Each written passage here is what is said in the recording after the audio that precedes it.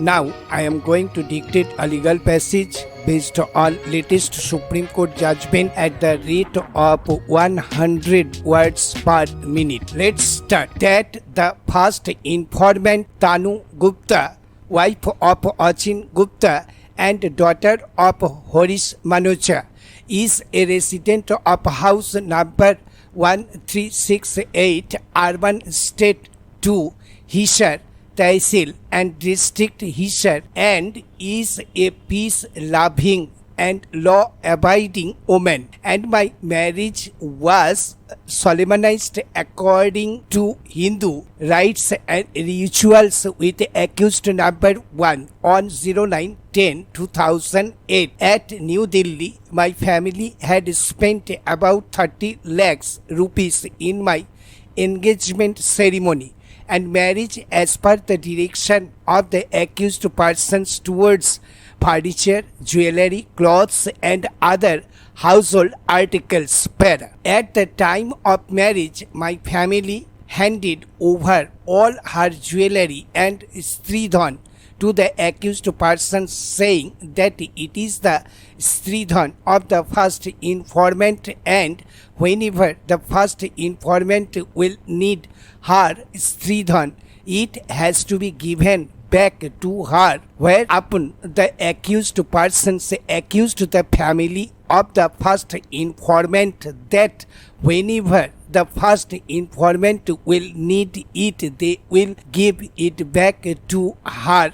That after the marriage, the first informant and accused number 1 lived as husband and wife at B39 Phase 2, Vikas Nagar, Hassal Uttam Nagar, New Delhi 110059. And the first informant informed all the duties of a wife, and out of the said wedlock, a boy, namely Adve, aged 80 years, was born, who is presently residing with the accused number 1. That after few days of the marriage, when the first informant went to her matrimonial house, at that time the accused persons taunted that your family has lowered down our image in the society and before relatives by giving less dowry, and said to the first informant that at least your family should have given a big car in the dowry, because accused number 1 is doing a good job and almost earns rupees 1,50,000 monthly, and for him we were getting proposal from rich families who would have spent crores of rupees on the marriage pair. On this, the first informant said that her family had already given 5 lakhs rupees in cash for purchasing the car and have already spent more than their capability, and now they cannot fulfill your demand for more dowry, whereupon accused persons threatened the first informant, saying that if you want to live with us, then you have to get our above demand for the dowry fulfilled by your parents. Otherwise, you will not be allowed to live in this house. That whenever the first informant cooked food in the matrimonial home, the accused persons always used to point out unnecessary defects in the food and taunted the first informant that she does not know cooking, to harass and upset the first informant. The accused person deliberately asked her to make various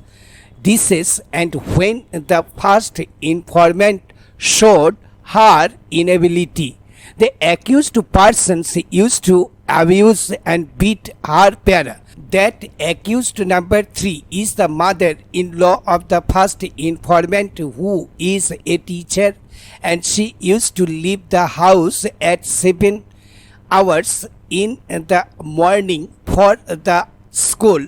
and the first informant used to do all household works, and when her mother-in-law returned from the school, she deliberately